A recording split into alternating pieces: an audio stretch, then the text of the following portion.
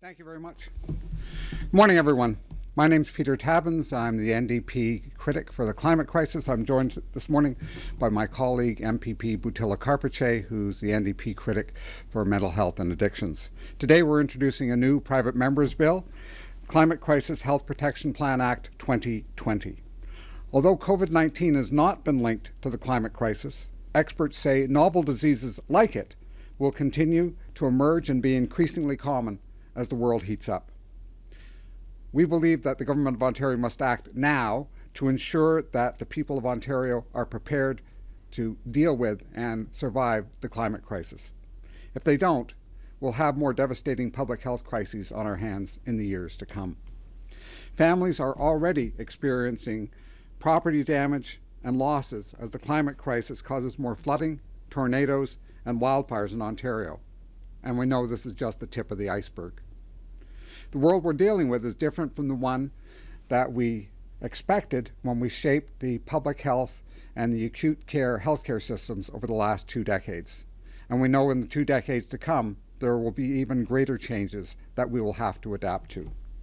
We'll have to deal with more traumatic injuries as extreme weather events become more intense and more frequent. Healthcare facilities themselves will have to be hardened to deal with these extreme events. We will also have to prepare to prevent the large-scale emergence of diseases of poverty like malnutrition as our standard of living drops, which is widely understood to be a consequence of the climate crisis. If passed, the Climate Crisis Health Action Plan Act would require the government to ensure Ontario's healthcare and public health systems are equipped to handle climate crisis-related health impacts. These range from threats due to flooding, wildfires, and other extreme weather events, to increased global disease transmission, to mental distress caused by climate-related displacement. The bill would also establish both a climate crisis and health secretariat to develop and implement an action plan, and a science advisory board to provide expert guidance. And now I'll turn this over to my colleague, MPP Carpice, to expand on some of these issues. Thank you, Peter. Good morning. I'm Butila Carpice, MPP for Parkdale High Park and the official opposition critic for mental health and addictions. Ontarians understand the gravity of the situation we face and the potential negative health impacts of the climate crisis. That is why last September, tens of thousands marched on Queen's Park in support of the global climate strike. According to the November 29 report authored by the Canadian Medical Association, the Canadian Public Health Association, and the Lancet Medical Journal, climate change is the biggest global health threat of the 21st century. This will take the form of extreme heat incidents, an increase in contagious and vector-borne diseases, negative impacts to air and water quality, danger posed to Ontarians by forest fires, flooding, and severe storms, and perhaps even threats we cannot foresee at this time. As the official opposition critic for mental health and addictions, I know that the climate crisis will have devastating effects on our mental health. Adverse experiences due to extreme weather events, forced migration, and grief over the degradation of the planet and the uncertain future will inevitably lead to increased anxiety, depression, and other mental health disorders.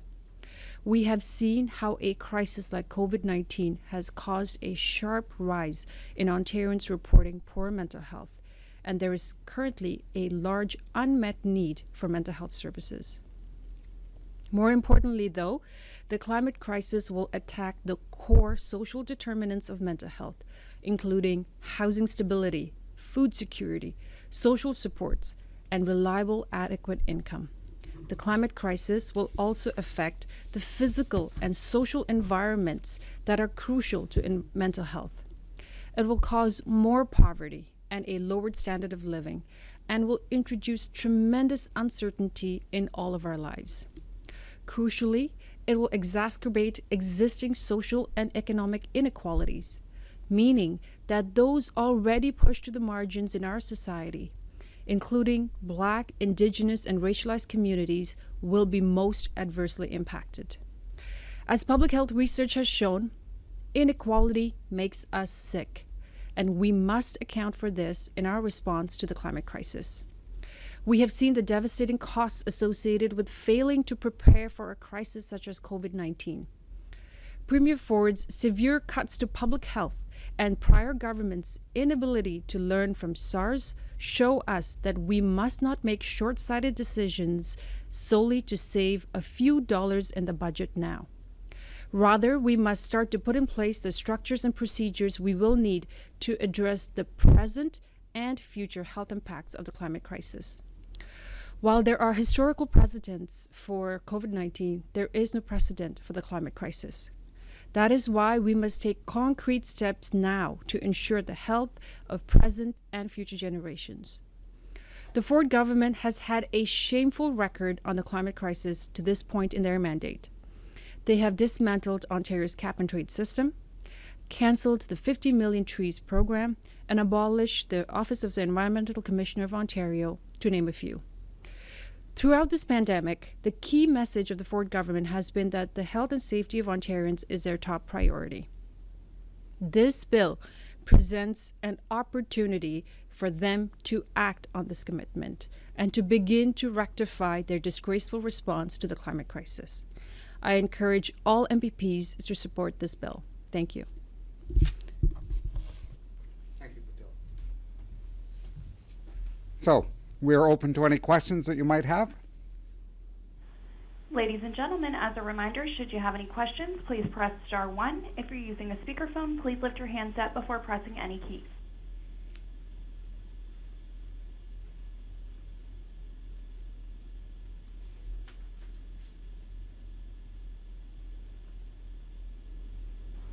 You have no questions at this time. Okay. Well, thank you very much, and thank you for all who were watching today. Thank you, Daryl.